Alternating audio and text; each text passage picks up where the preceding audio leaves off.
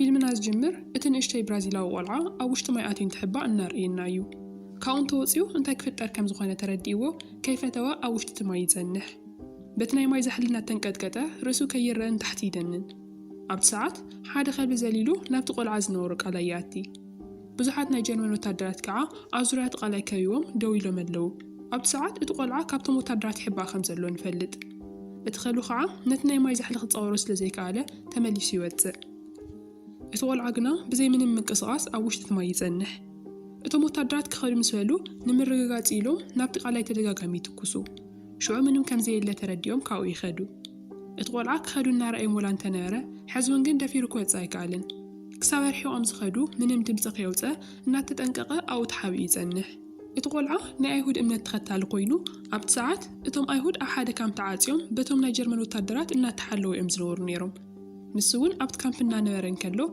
حاد معالتي كفتت مسرخة بقنا كابت كامب قوي يوزا عبد ساعات اتوم وتادرات كوات سلزرايقو كلو حيزوم دد حرو يقويو نسو قعا نابت جاكا ماخل آتيو كساب كاب عينو مزرحق يقوي دحر بزح قويا أو جاكا استحاوقو كالوت كومو زولو أيهود هزاون تيركب نسوون مسوامي حواس مو قطري أبت سعرنا تحاوقو ليت قعا أما خل جاكا نادكسو ينورو قطرن كالون دحرت أميوم نابتو كاوي أمزلو حرشا خيدوم مقوي ساركو قن دحر تتحيزوم اتو عالوانا نابتو من يجرمن وتادرات يزركوم إذ غيف التركعا بتعم خطنقغو اللوم حدا معلتي اتقول عمس حدا عاركو أبت جاكان كلو كحصو إلهم كداون تم يوصو شعوت عاركو أو قد مكاليسا بخاولن كلو كدانو نخيوصي مخرو موناتو أبت جزاء أيهود بتشي أمز قرزو نيرو سلازي كم تقرزن دحر يوم وو أيهود مخانو خفلتو يوم مالتيو نزخعا كل جزي خطنقا كم زلو يردو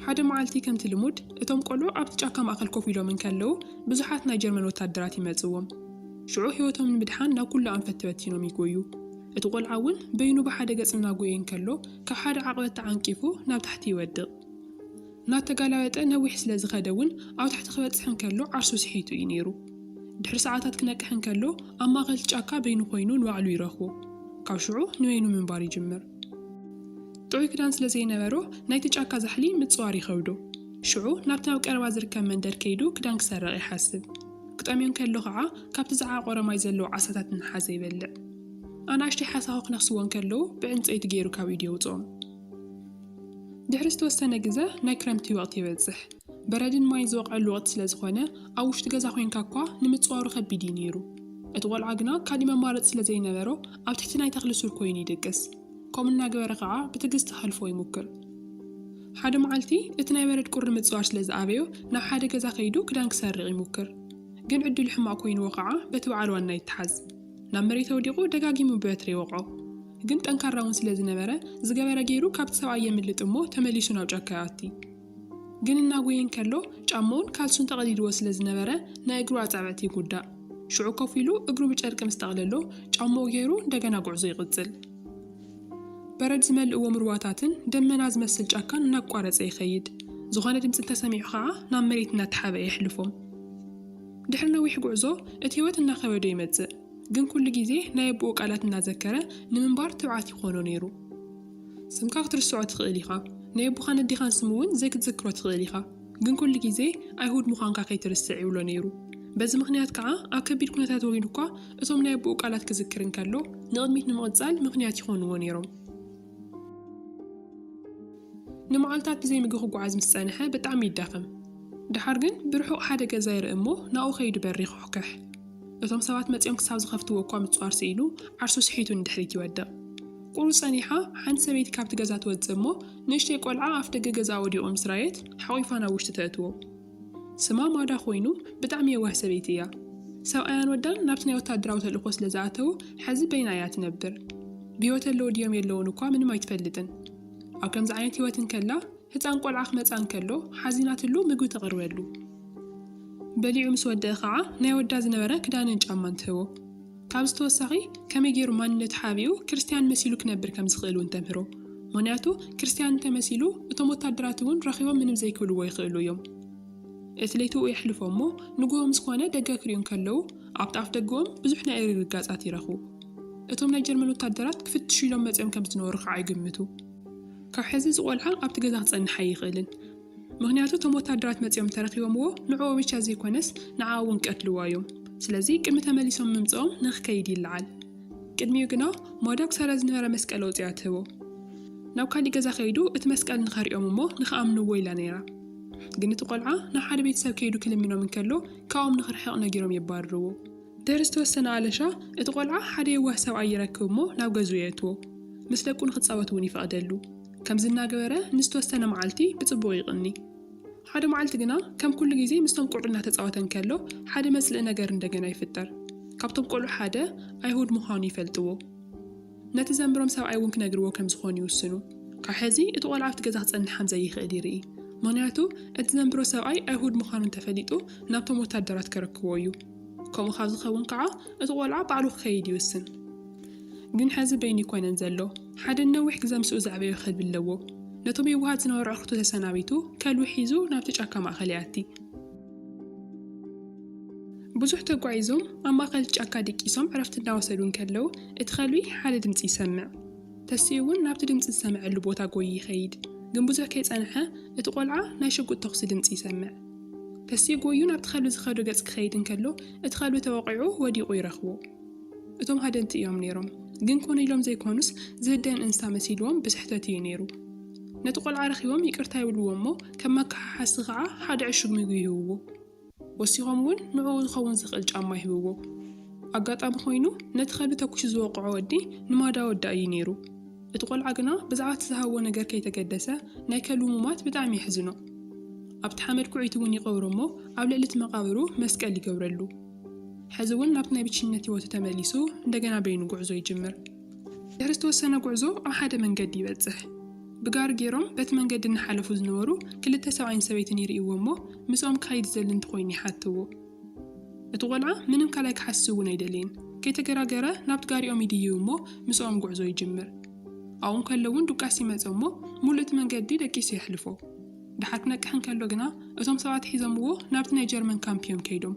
ንሱ ከይፈለጠ ንዕኦም ሸይጠምዎም እዩ ነይሮም። ጽባሒቱ እቲ ኣዛዚ ናብ ኦፊሱ ክመጽእ ምስ ገበረ ሕቶታት እናሓተተ የመራምሮ። ካበይ ከም ዝመጸ ኣብቲ ከባቢ እንታይ ይገብር ከም ዘሎን ናይ ሓቂ ኣይሁድ እንተኮይኑን ይሓቶ። እቲ ቆልዓ እውን ቀጥ ኣቢሉ እናመለሰሉ ኣይሁድ ከም ዘይኮነ ብኮንፊደንስ ይዛረብ። እቲ ኣዛዚ እውን ዳርጋ ይኣምኖ እሞ ግን መወዳእታ ከረጋግጽ ኢሉ ስሩ ከውፀሉ እንከሎ ከም ዝተገረዘ ይርኢ። እቲ ቆልዓ ግና ሕዙን ተስፋ ኣይቆረፅን። ቅድሚ ዝተወሰነ ዋርሕ ሓሚሙ ስለ ዝነበረ ሰርጀሪ ገይሩ ኮይኑ እምበር ተገሪዙ ከም ዘይኮነ ይምልሰሉ። ከምዚ ኢሉ ናይ ሓሶት ታሪክ ፈጢሩ ክዛረብ እንከሎ እቲ ኣዛዚ ግና ይኣመኖን። ርእሱ እናነቕነቐ ከም ዝበለ ንቑሕ ቆልዓ ኣይሁድ ምዃኑ ብጣዕሚ እዩ ዘሕዝን። ኣይሁድ እንተዘይኸውን ጽቡቕ መጻኢ ክህልዎ ነይሩ እዩ ይብል። ድሓር ኣብ ደገ ወፂኦም እቲ ኣዛዚ ቀዲሞ ናብ ሓደ ገዛ ይኣቲ። እቲ ቆልዓ ከዓ ነቲ ኣጋጣሚ ክጥቀመሉ ስለ ዝደለየ እቲ ኣዛዚ ውሽጢ እንከሎ ነቲ ማዕጾ ብደገ ይዓጾ። ድሕሪ ደቓይቕ እቲ ኣዛዚ ነቲ በሪ ሰይሩ ክወፅእ እንከሎ እቲ ቆልዓ ቀዲሙ ምሊጡ እዩ ነይሩ። እቲ ቆልዓ ኣይሁድ ምዃኑ ከይኣክል ጭራሽ ኣብ ልዕሊ ኣዛዚ ከም ዝምግባሩ እናዲድዎ ወታደራቱ ይልእኽ። ዝገበሩ ገይሮም ከይሓዝዎ ከይምለሱ እውን ጽኑዕ ትእዛዝ ሂቦም። እቲ ቆልዓ ቀዲሙ ናብቲ ጫካ ምስ ኣተወ እቶም ወታደራት ከዓ ከልቦም ሒዞም ድድሕሪ ይኽተልዎ። ናብኡ እናተጸግዑ እውን ይመጹ። ኣብ መወዳእታ ካብኣቶም ብእግሪ ጎዩ ከም ዘየምልጥ ምስ ፈለጠ ኣብ ማይ ውሽጢ ይኣቲ። ክሳብ ንሶም ዝኸዱ እውን ተሓቢኡ የሕልፎ። ክሳብ ኣጋምሸት ኣብኡ ይጸንሕ እሞ ድሓር ክጽልምት ምስ በለ ካብቲ ማይ ይወፅእ። ሓደ ካሊእ ወዲ ሓዊ ቃጺሉ እናሞቐ እውን ይርኢ። ኣብ መጀመርያ እቲ ዝመውቕ ዝነበረ ወዲ ነቲ ቆልዓ ምስ ረኣዮ ይድንግጽ። ድሓር ግን መን ምዃኑ ምስ ፈለጠ መጺኡ ኣብቲ ሓዊ ንኽመውቕ ይፈቕደሉ። ካብቲ ዝበልዖ ዝነበረ ምግቡን ይህቦ። እቲ ቆልዓ ካብቲ ጫካ ወፂኡ ስራሕ ክሰርሕ ስለ ዝደለየ ስራሕ ሓበይ ክረክብ ከም ዝኽእል ነቲ ዓብይ ወዲ ሓቶ። እቲ ወዲ ግና ኣብዚ ሕዚ ሰዓት ስራሕ ምስራሕ ዳርጋ ዘይኸውን ነገር ከም ዝኾነ ይምልሰሉ።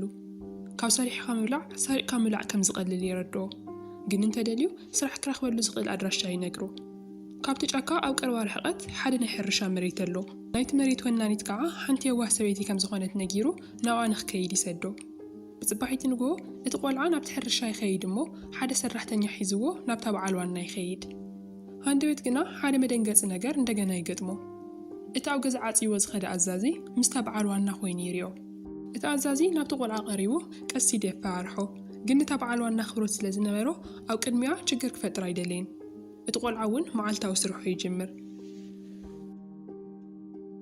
ሓደ መዓልቲ እቲ ኖርማል ስርሑ እናሰርሐ እንከሎ ኢዱ ናብቲ ማሽን ይኣቲ። ብጣዕሚ ብሓይሊ ስለ ዝተጎደ እቶም ሰራሕተኛታት ሒዞምዎ ናብ ሆስፒታል ይኸዱ። እቲ ሓኪም እውን እንታይ ከም ዝኾነ ይሪኦሞ ግን ድማ ኣይሁድ ምዃኑ ምስ ፈለጠ ክሕክሞ ከም ዘይደሊ ይነግሮም። ናብ ውሽጢ እቲ ክፍሊ እኳ ከኣቲ ስለ ዘይፈቐደሉ እቲ ቆልዓ ኣብቲ ኮሪደር ብዝነበረ ዓራት ይድቅስ። ንስኡ ኮይኑ ክሳቕ እንከሎ ክሕግዞ ዝደሊ ማንም ሰብ ኣይነበረን። ድሓር ግን ሓንቲ የዋህ ነርስ ትመጽእ እሞ ነቲ ቃንዛ ክከላኸለሉ ዝኽእል ሓደ መድሓኒት ተቦ። እቲ ለይቲ ኣብኡ ደቂሱ ምስ ሓደረ ንጉሆ ሓደ ካሊእ ሓኪም ይሪኦ። ቀሪኡ ርእሱ ክነኽኦ እንከሎ ሓያል ረስኒ ከም ዘለዎ ይርኢ። ሽዑ ክሕክሞ ፈቓደኛ ኮይኑ ናብቲ ናይ ሰርጀሪ ክፍሊ ንክወስድዎ ይነግሮም። ግን ሕዚ እውን እቲ ዶክተር ሓደ መሕዘኒ ነገር ይነግሮም። እታ ዝተወቃዕት ኢዱ ትማሊ ምስ መጽ ክሕከም ነይርዎ። ሎሚ ግና ግዜ ስለ ዝወሰደት ክትተርፍ ኣይትኽእልን እያ። ኣብኡ ተጸኒሑ ከዓ ንሰውነቱ እናግደደ ህሉ እያ ክትከይድ። ሕዚ ዘለዎም መማረፂ ህይወቱ ንምትራፍ ኢዱ ምቑራፅ ብቻ እዩ ነይሩ። ድሕሪ ሰዓታት እቲ ቆልዓ ክነቅሕ እንከሎ በቲ ሓንቲ ኢዱ ብጣዕሚ ይሓዝን። ግን ካሊኡ ዝነበረት ሓካም እናረጋግዖ ሓንቲ ነርስ ድማ ምንቅስቃስ ገብር እናሓገዘቶ ድሓን እናኾነ ይመጽእ። ኣብቲ መዓልቲ ካብቶም ሰራሕተኛታት ሓደ ክጥይቆ ኢሉ ናብ ሕክምና ይመጽእ። እቲ ናይ ሆስፒታል ዋና ዶክተር ስለ ዝተቐየረ ሕዚ ካሊእ ሓያል ዶክተር እዩ ዘሎ። እዚ ማለት ኣብ ዝኾነ ሰዓት ወታደራት መፂኦም ተወሲዶሞ እኳ ማንም ዝከላኸለሉ ሰብ የለን ማለት እዩ። እዚ ኢሉ ሒዝዎ ካብቲ ክፍሊ ይወፅእ። ግን ካብቲ ግቢ ከይወፅእ ብዙሓት ናይ ጀርመን ወታደራት በቲ በሪ እናኣተው ይርኢ። እቲ መጀመርያ መፂኡ ክሕክሞ ፈቓደኛ ዘይኮነ ዶክተር ናብቶም ወታደራት ሪፖርት ገይሩ እዩ ነይሩ። ናቱ ሓሳብ ሰሚዖም እውን እዮም እዞም ወታደራት ነዚ ቆልዓ ክወስድዎ ዝመፁ ዘለው። እቲ ቆልዓን እቲ ዓብዪ ዓርኩን ግና ቀዲሞም ሪኦምዎም ብድሕሪት በሪ ጎዮም የምልጡ። እቲ ቆልዓ እውን ናብቲ ናይ ቀደም ህይወት ይምለስ። ናብ ናይ ሰብ ገዛውቲ እናኸደ ክሕግዝዎ ክሓቶም እንከሎ ግን ማንም ሰብ ንኸእትዎ ፈቓደኛ ኣይነበረን። ሓደ መዓልቲ ናብ ናይ ሰብ ሕርሻ ኣትዩ ካብቲ መሬት ትንሽ እናሰርቐ እንከሎ ብመኪና ዝሓልፉ ዝነበሩ ወታደራት ብርሑቕ ይርእይዎ። ሽዑ ህይወቱ ንምትራፍ ጎዩ ናብ ናይ መዳ ገዛ ይኸይድ። ማዳ ማለት እታ ቅድሚ ሕዚ ምግብን ክዳንን ሂዋቶ ዝነበረት ሰበይቲ እያ። ግን ሕዚ ከም ናይ ዝሓለፈ ዕድለኛ ኣይነበረን። ማዳ ኣይሁድ ሰብ ሓቢኣ ተንብር ላይሎም ስለ ዝጠርጠርዋ ናብቲ ገዛ ኣትዮም ኩሉ ይፍትሽዎ። ግን ምንም ነገር ከዓ ክረኽቦ ይከኣሉን። ሽዑን ማዳ ናብ ደገ ሒዞምዋ ይወፅእ እሞ ብተደጋጋሚ ይቕጥቅጥዋ። ኣብ ካልኣይ ኩናት ዓለም ናይ ጀርመን ወታደራት ዝነበሮም ጭካነ ክሳብ ክንድዚ ዝኣክል እዩ ነይሩ። ዝነብሩሉ መንደር ኣቃፂሎሞ ምኻዶም ከይኣክል እቲ ዝነበሮም ሃፍትን ጥሪትን እውን ይወስዱሎም። ሕዚ ማዳ ገዛን ዝብላዕን ዘይብላ ኣብ ደገ ትተርፍ። እቶም ወታደራት ምስ ከዱ ማዳ ነቲ ሓዊ ብማይ ጌራ ተጥፍኦ። ናብ ውሽጢ ኣትያ እውን ነቲ መሬት ፈንቂላ ክትከፍቶም ከላ እቲ ቆልዓ ካብቲ ዝተሓበአሉ ይወፅእ። ጽቡቕ ነገሩ እቲ ቆልዓ በቲ ሓዊ ምንም ኣይተነኽአን። ኣብኡ ከይበፅሐ እውን እያ ቀዲማ ኣውፅያቶ። ግን ካብኡ ወፂኡ ነቲ መንደር ክሪኦ እንከሎ ሕማቕ ይስምዖ። ብኡ ምኽንያት ናይ ብዙሓት ገዛ ምቅፃሉ ናይ ሓቂ ይሕዝኖ። ማዳ ግና ምንም ክሓዝን ከም ዘይብሉ ተረድኦ። እቶም ወታደራት ንምስራቅ ምኽንያት ጥቀምሉ ደልዮም እምበር ብኡ ምኽንያት ከም ዘይኮነ ትነግሮ። ብድሕሪኡ እቲ ቆልዓ ናብ ምብራቕ ገጽ ንኽከይድ ትመኽሮ። ምኽንያቱ ብኡ ገጽ እቶም ናይ ራሽያ ወታደራት እናተጸጉዑ እዮም ዝመፁ ዘለው።